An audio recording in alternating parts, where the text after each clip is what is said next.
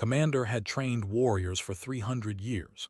In that time, he had seen every species in the galaxy pass through the halls of the Galactic Defense Academy.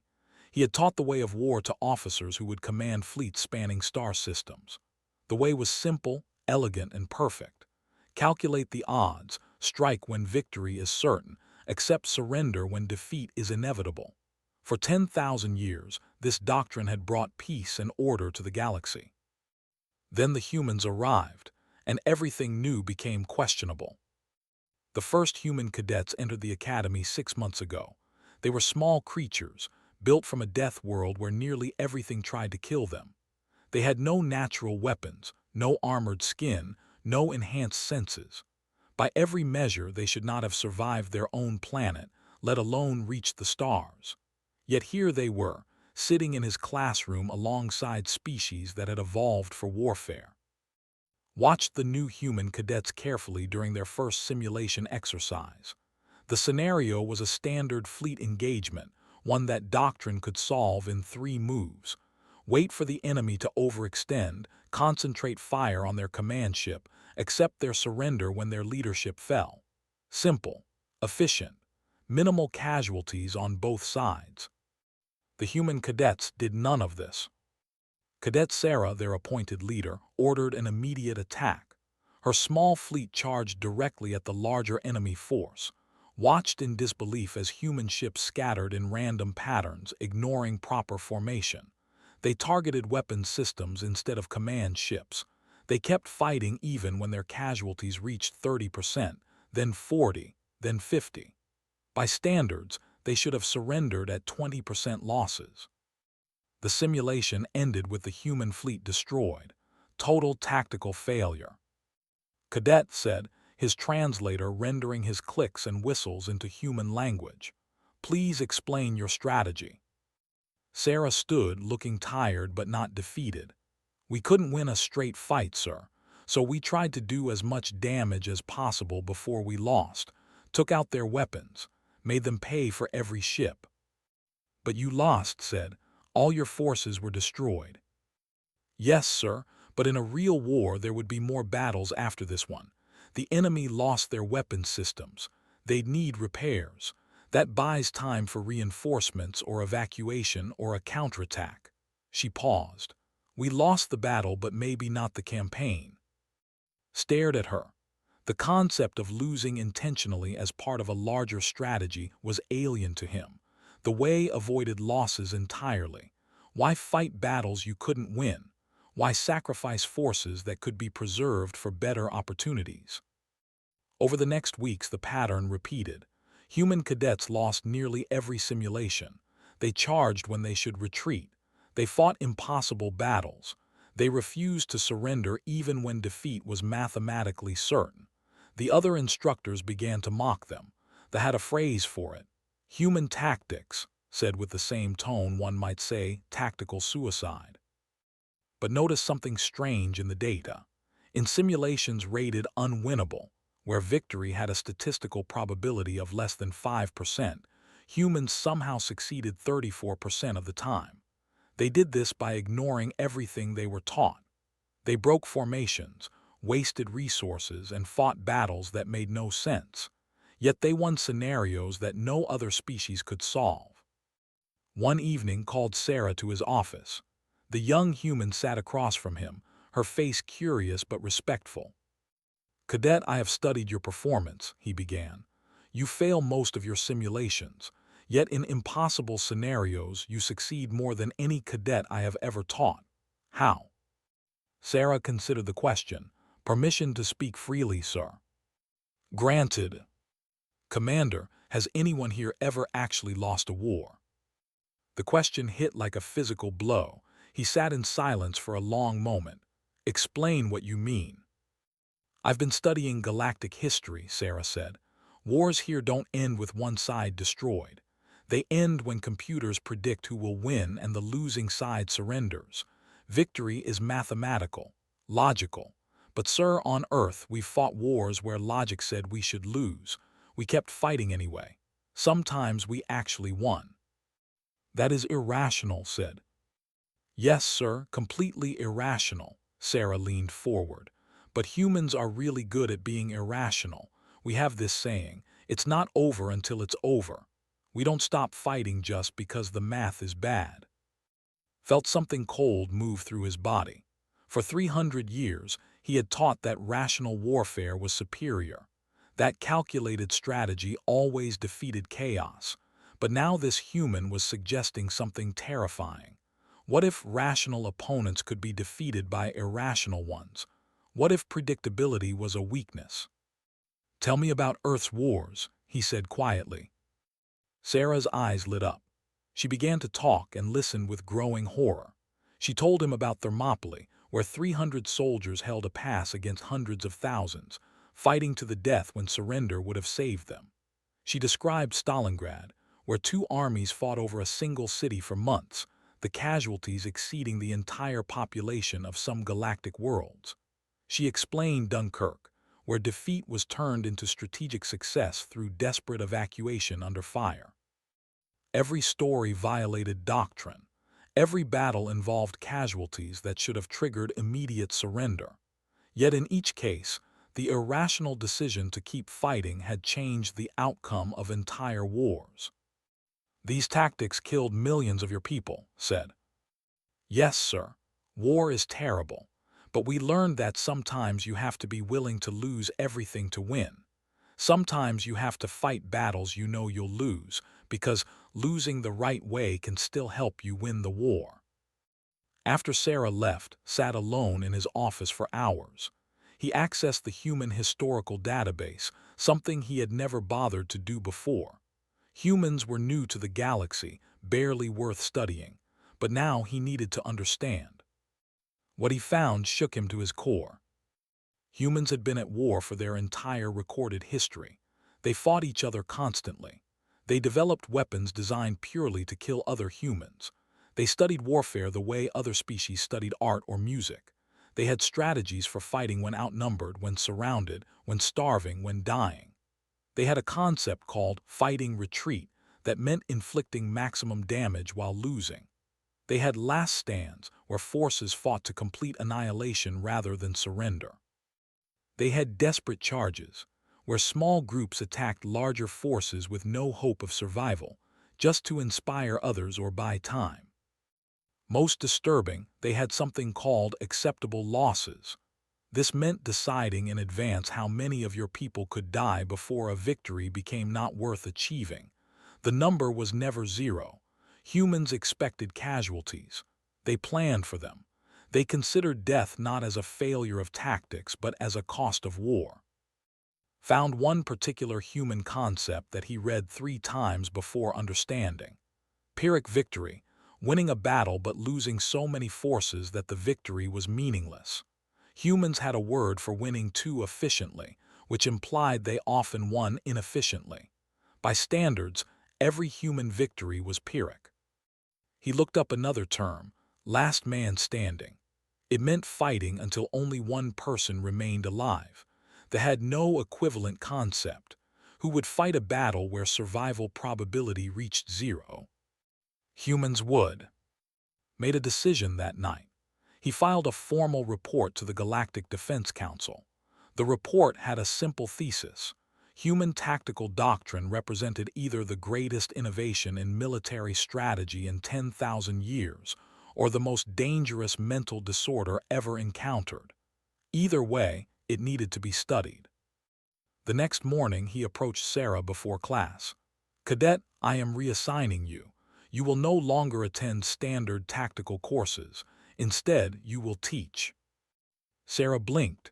"Sir, I'm failing most of my classes." "Yes, because we are teaching you the wrong things.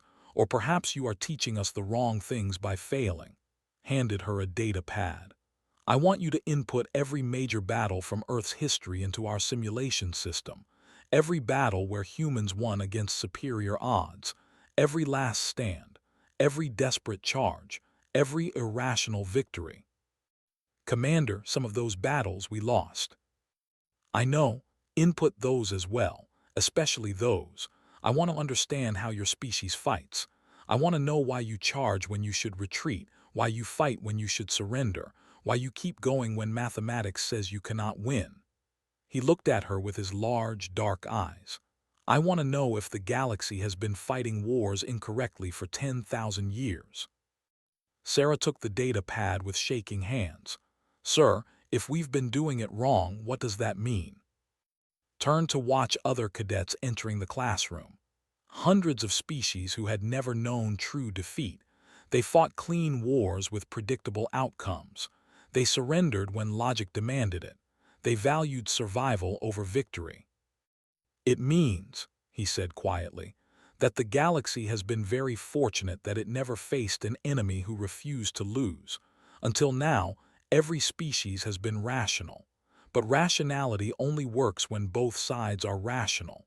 What happens when you fight someone who does not care about the odds? He looked back at Sarah. That is what I intend to discover, and I hope, for all our sakes, that we discover it through simulations rather than through experience.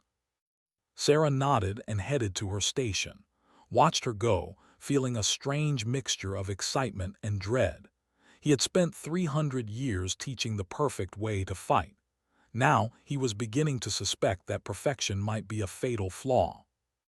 The galaxy was about to learn that humans did not fight to survive. They fought to win. And sometimes those were very different things. 3 months later, the Galactic Defense Council gathered in emergency session. The chamber was vast, designed to hold representatives from all 847 member species. Today, it was packed to capacity. Word had spread about Commander's report, and what should have been a routine military briefing had become the most attended council session in a century. Stood at the center of the chamber, feeling the weight of hundreds of eyes from dozens of different species.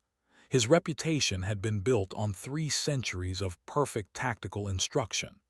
Now he was about to argue that everything he had taught was incomplete at best, dangerously inadequate at worst. Honored Council, he began, his voice translated into hundreds of languages simultaneously. For 10,000 years, the way has defined galactic warfare. We calculate odds, we minimize casualties, we accept logical outcomes. This has brought us peace and prosperity, but it has also left us vulnerable. A ripple of confusion moved through the chamber. The delegate, High Commander, stood. Commander, you speak of vulnerability, yet we have not lost a major conflict in recorded history. How are we vulnerable? Activated the chamber's hollow display. A simulation appeared, one familiar to every military officer in the galaxy. The Battle of Thermopylae, pulled from human historical records. This is a human battle from their ancient history, explained. 300 defenders against an army of tens of thousands. Victory probability, 0.03%. By our doctrine, surrender is mandated within the first hour. He ran the simulation using standard parameters. The 300 defenders assessed the situation, calculated the odds, and surrendered after the first engagement. 98% of their forces were preserved for future battles. Logical, efficient, perfect. Now watch what actually happened, said. He ran the simulation again, this time using the historical human data. The 300 did not surrender. They held a narrow pass for 3 days. They fought in shifts, rotating their injured to the rear.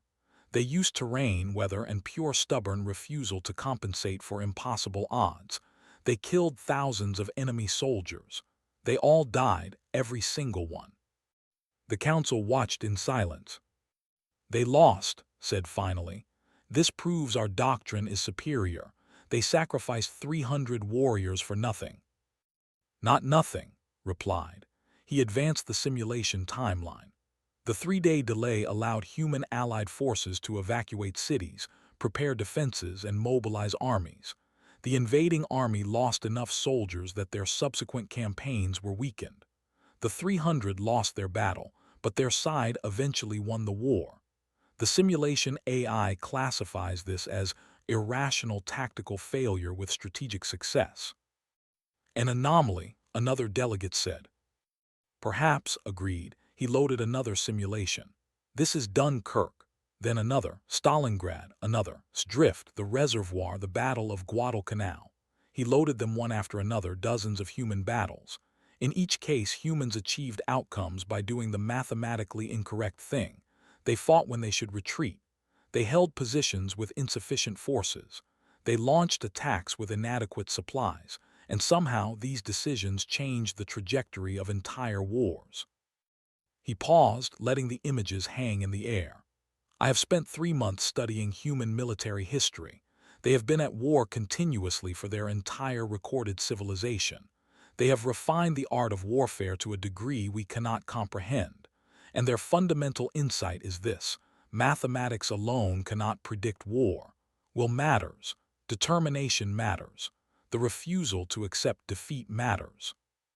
This is madness, said. Warfare is a science. We have proven this for. Have we? Asked quietly. Or have we simply never faced an opponent who refused to play by scientific rules? He loaded one more simulation, one he had designed himself. This scenario is theoretical.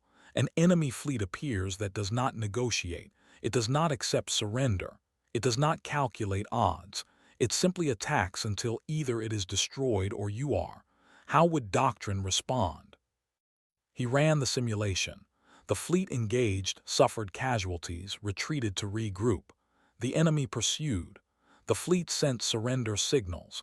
The enemy ignored them. The fleet attempted to disengage. The enemy continued attacking. Within 6 simulated hours, the fleet was destroyed because it kept trying to apply rational doctrine to an irrational opponent. Now watch human doctrine, said. The same scenario, but with human tactics. The human fleet immediately committed to total warfare. No retreat, no surrender, fighting withdrawal when necessary but always inflicting maximum casualties. The humans lost more ships faster, but they destroyed the enemy fleet completely. Pyrrhic victory by standards, but victory nonetheless. This is inefficient, protested. Why sacrifice so many ships? Because the enemy gave them no choice, said. Humans understand something we have forgotten. Sometimes efficiency is not the goal. Sometimes you must be willing to pay any price to win, because the alternative is total defeat. A new voice spoke up. Counselor, a species known for their philosophical approach to problems. Commander, what you are suggesting is that we have been fighting practice wars. Wars where both sides agree on the rules. But humans have been fighting real wars. Wars where the only rule is survival. Precisely, said. He felt a wave of relief that someone understood. We have been fortunate. Every species in the galaxy has been rational. We surrender when defeat is certain because living to fight another day is logical. But what happens when we face something that does not care about logic? Something that will not stop until it wins or dies? The chamber fell silent. The question hung in the air, unanswered because no one had an answer. The galaxy had never faced such an opponent. I propose a complete of our combat simulation database, continued. Integrate human tactical doctrines not as curiosities but as primary strategic frameworks. Train our officers in concepts like morale, desperation tactics, and asymmetric warfare. Prepare for the possibility that someday we will face an enemy that refuses to lose. This is insulting to rational warfare, said, but his voice lacked conviction. Is it more insulting than defeat? Asked. High Commander, I have trained officers for 300 years using your doctrines. They are perfect doctrines for the galaxy we have known, but I fear they are inadequate for the galaxy we may someday face. The debate went on for hours. Species argued about tradition, efficiency, casualties, and philosophy. But slowly, reluctantly, the council came to a consensus. The simulations would be recalibrated. Human tactics would be studied. Officers would train in irrational warfare. It was not a popular decision. Many species viewed it as abandoning 10,000 years of civilized combat for barbaric human savagery. But the council recognized the logic in its argument, even if they disliked the conclusion. Preparation was better than surprise. It took 6 weeks. worked alongside Sarah and other human military historians. They inputted thousands of battles, from ancient sword fights to modern space skirmishes. The simulation database transformed. Scenarios previously rated unwinnable were reclassified as human-solvable. Entire categories of tactics were added: fighting retreat, last stand, desperate charge, strategic sacrifice, acceptable losses. The Academy's culture changed. Cadets who had mocked human tactics now studied them seriously. Instructors who had taught clean, efficient warfare now taught brutal, determined warfare. The change was profound and uncomfortable. Many instructors requested transfers rather than teach doctrines that violated everything they believed. But persisted. He created new simulations specifically designed to test human-style tactics. He required all senior officers to complete scenarios where surrender was not an option, where victory required sacrifice, where the only choice was to fight or die. Not everyone was convinced. Traditional military powers grumbled that this was unnecessary paranoia. The galaxy was safe. The galaxy was peaceful. Why train for a nightmare that would never come? Then, 6 months after, the long-range sensors detected something at the edge of known space. A fleet that moved unlike anything ever seen. Ships that did not respond to hails. Forces that did not slow for negotiations. The swarm had arrived, and it did not care about doctrine. The first contact was a disaster. A patrol fleet of mixed species encountered swarm ships near the outer rim. Following standard protocol, they broadcast greetings in 800 languages. The swarm did not respond.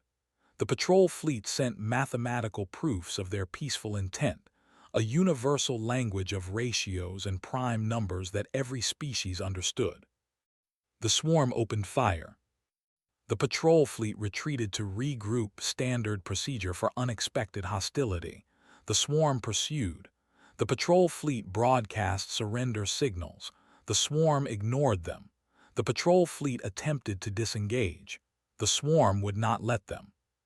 3 hours later, the patrol fleet was completely destroyed. Not defeated, not captured, but annihilated. The swarm left no survivors, took no prisoners, and moved on to the next system without pause. Within 2 weeks, 4 more systems fell. The swarm did not negotiate. It did not respond to communication. It simply consumed. Resources, planets, ships, everything in its path.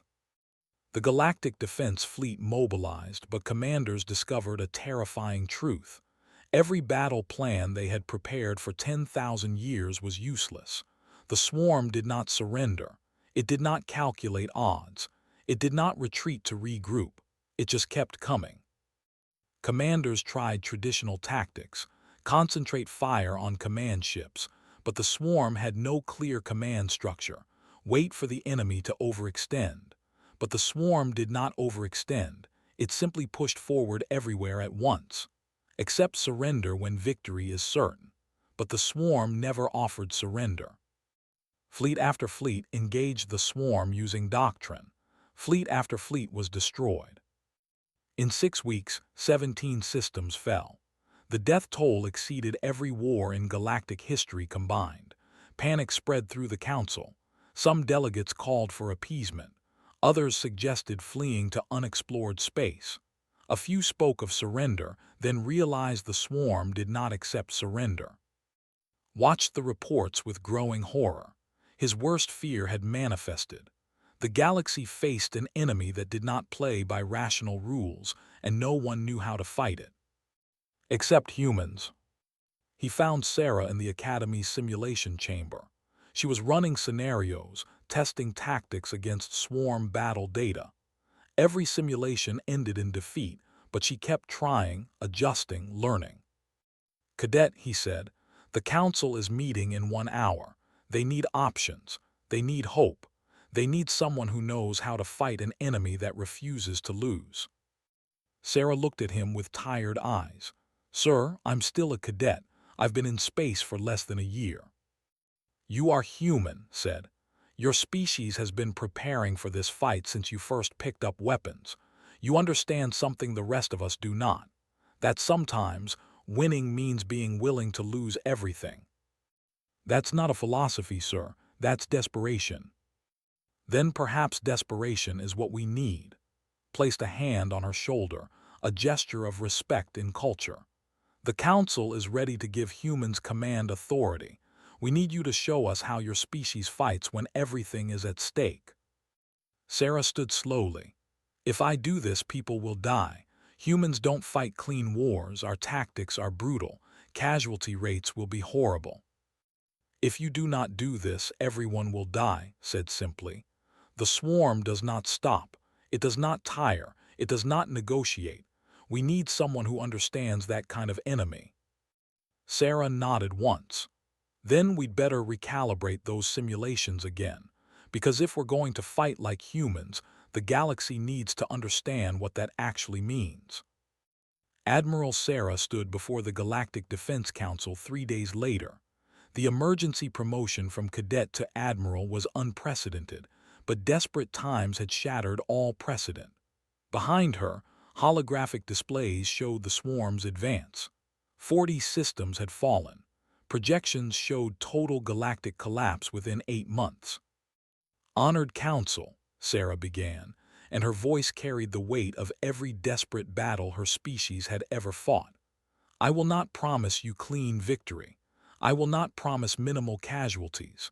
What I will promise is that the swarm will learn what it means to fight humanity. She activated her tactical display. The swarm has one advantage. It does not care about losses, but we can turn that into a weakness. We will make every meter of space cost them. We will fight in ways they cannot predict. We will use tactics that rational opponents would never expect. Explain, Counselor said. Fighting retreat, Sarah said. We engage at maximum range, inflict damage, and withdraw before they can close. Then we do it again, and again. They outnumber us, but we make them chase us across systems. Every engagement costs them resources.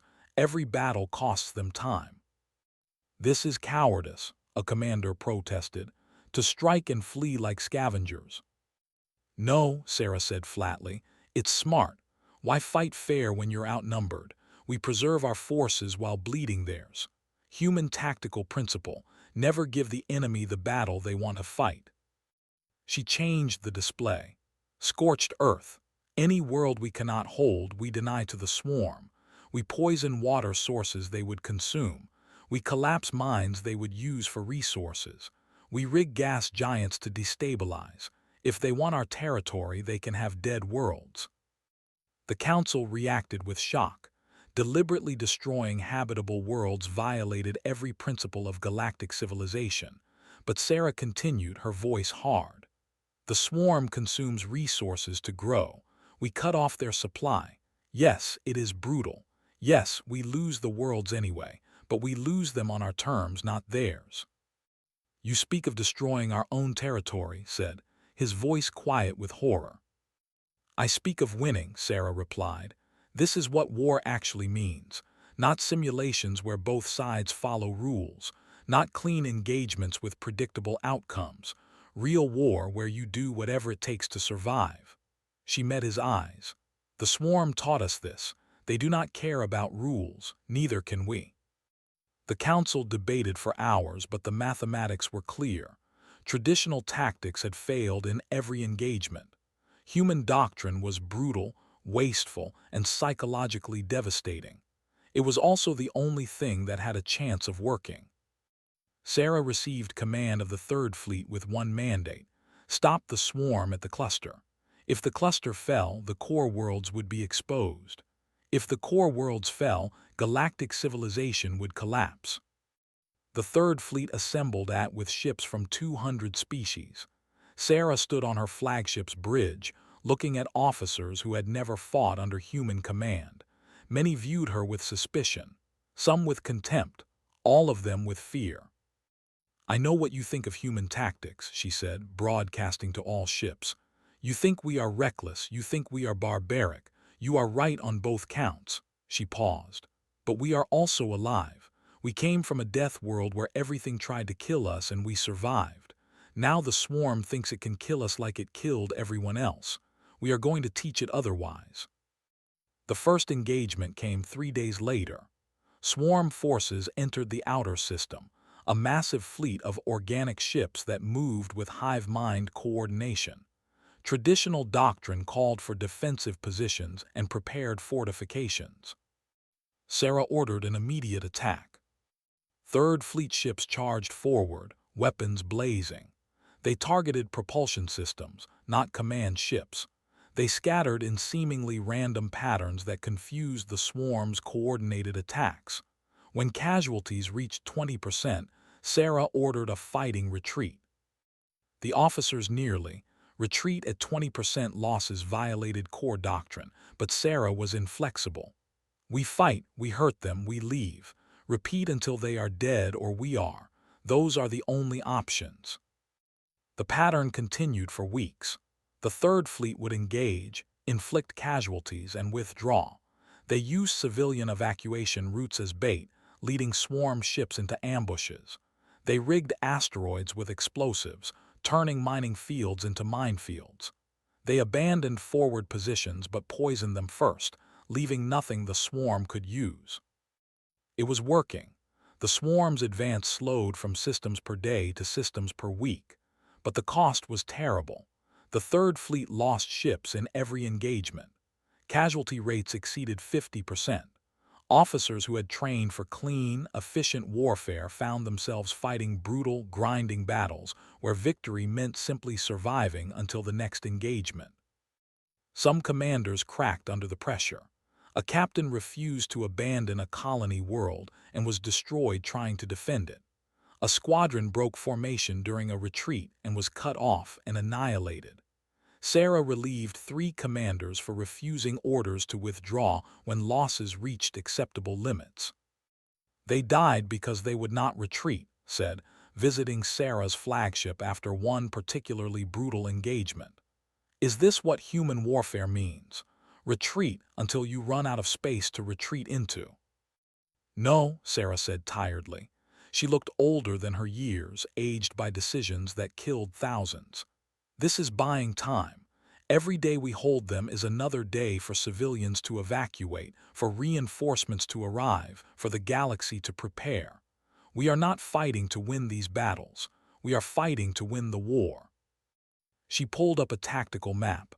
The swarm has learned to chase us. Good. We are leading them exactly where we want them. She highlighted the system. Here, the core of the cluster, we stop retreating here. We make our stand here.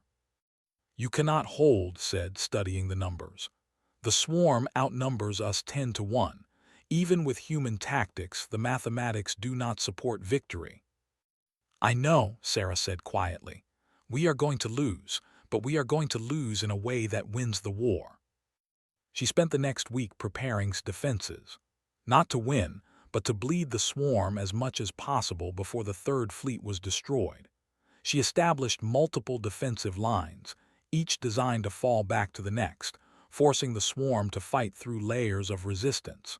She positioned supply depots as bait for ambushes. She mined every approach vector. She turned the entire system into a killing field. And she broadcast her intentions across the galaxy. This is Admiral Sarah of the Third Fleet, she said, her message sent to every allied world. We are making our stand at Prime. The swarm outnumbers us. They will likely destroy us. But we are going to show the galaxy what it means to fight humanity. We do not fight because we expect to survive. We fight because refusing to fight is not in our nature. The swarm arrived at Prime 6 days later. The battle that followed would be remembered for 1,000 years. Sarah had concentrated the entire Third Fleet in a defensive sphere around Prime. By standards, it was suicide. By human standards, it was Thermopylae, the Alamo's drift. It was every last stand humanity had ever made, but with starships instead of swords. The swarm hit the first defensive line with overwhelming force. Ships from 200 species fought side by side, using tactics they had learned from human doctrine. They did not surrender. They did not retreat. They fought until destroyed, then the next line took their place. The battle lasted 4 days.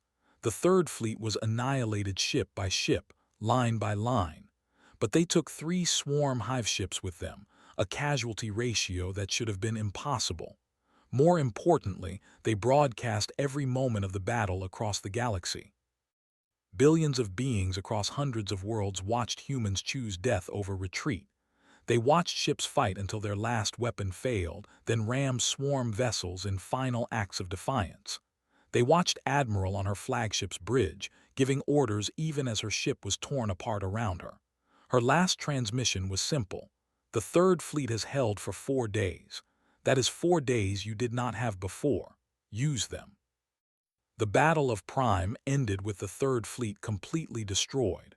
The Swarm had won the tactical engagement, but something fundamental had changed in the galaxy. Species that had surrendered after 20% losses watched humans fight to 100% casualties. Officers who had calculated odds and accepted logical defeats watched illogical determination achieve impossible results.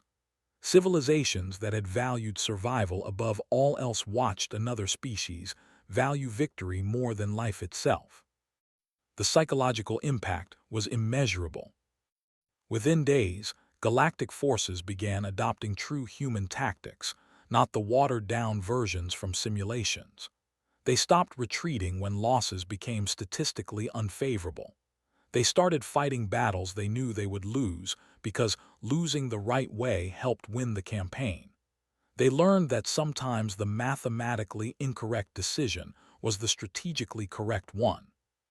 The Swarm's advance stopped, not because they were defeated militarily, but because every species in the galaxy had learned to fight like humans. They accepted losses. They made desperate charges. They refused to surrender no matter the odds. For the first time in its existence, the Swarm faced opponents who matched its own refusal to stop fighting. The war continued for another year, bloody and terrible, but the tide had turned at Prime. Slowly, painfully, the Swarm was pushed back. Every system was contested. Every world was fought over. Casualties were horrific by historical standards, but acceptable by human doctrine. When the Swarm was finally destroyed, the Galactic Defense Council convened to honor the fallen. A monument was erected in system, listing the names of every ship and crew member of the Third Fleet. At the base, they inscribed the words Sarah had requested before the battle. They calculated the odds. Then they attacked anyway. Commander stood before the monument years later, retired now, but still visiting the memorial regularly. He read the names carved in stone and metal, thousands of them from hundreds of species. They had all died learning to fight like humans. A young cadet approached him, recognizing the famous instructor. "Commander, may I ask a question?" "Of course." "Why did they fight? The Third Fleet, I mean. They knew they would lose. Why not retreat and preserve forces for later battles?" Looked at the monument for a long moment. Because humans taught us something we had forgotten. Warfare is not about mathematics. It is not about calculating odds and accepting logical outcomes. It is about will, about determination, about refusing to accept defeat even when defeat is certain. "But they all died," the cadet said. "Yes, and their deaths changed the galaxy," turned to the young officer. "Before humans, we fought simulations. We followed rules. We valued survival above victory. The Swarm nearly destroyed us because it did not care about our rules. Humans showed us how to fight an enemy that refuses to stop. They showed us that sometimes the most powerful weapon is not superior technology or numbers, but the simple refusal to lose." Is that what the inscription means? They attacked anyway. It means that courage is not the absence of fear, but acting despite it. It means that hope is not believing you will win, but fighting as though you will even when you know you will not. It means that sometimes losing is how you win. Placed a hand on the monument. The Third Fleet lost every ship, every life, but they won the war. That is the human way. The cadet saluted the monument and departed.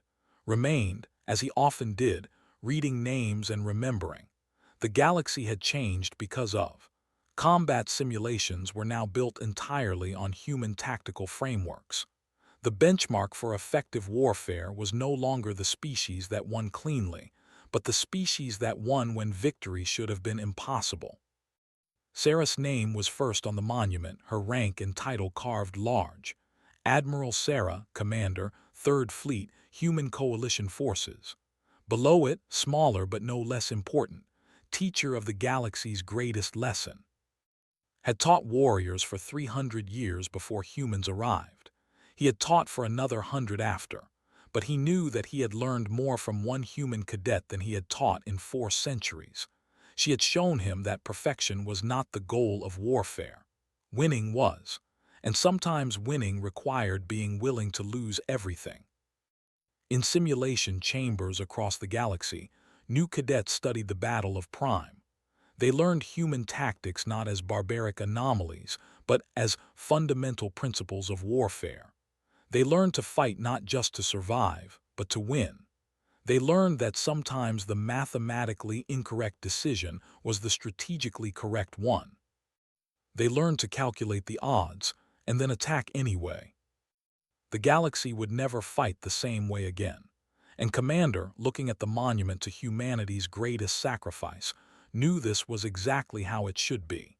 The way had brought 10,000 years of peace, but it could not survive true war. The human way was brutal, costly, and psychologically devastating. But it worked. And in a universe where enemies might not care about reason, about mathematics, about survival itself, that was all that mattered. The galaxy had learned that warfare was not a science. It was an art, painted in blood and determination, where will mattered more than weapons and courage counted more than calculations. Humanity had not just joined galactic civilization. They had redefined what it meant to wage war. They had shown that the most powerful species was not the one with the best technology or the largest fleets, but the one that refused to accept defeat. Touched the monument one last time, feeling the carved letters under his hand. Then he turned and walked away, leaving the names to stand eternal witness to the day the galaxy learned to fight like humans. And somewhere in the darkness between stars, future enemies would someday learn the same lesson the swarm had learned, that humanity and all who fought like them did not stop. They did not surrender. They calculated the odds, acknowledged the mathematics, understood the probability of defeat, and attacked anyway. Because that was what winning actually meant.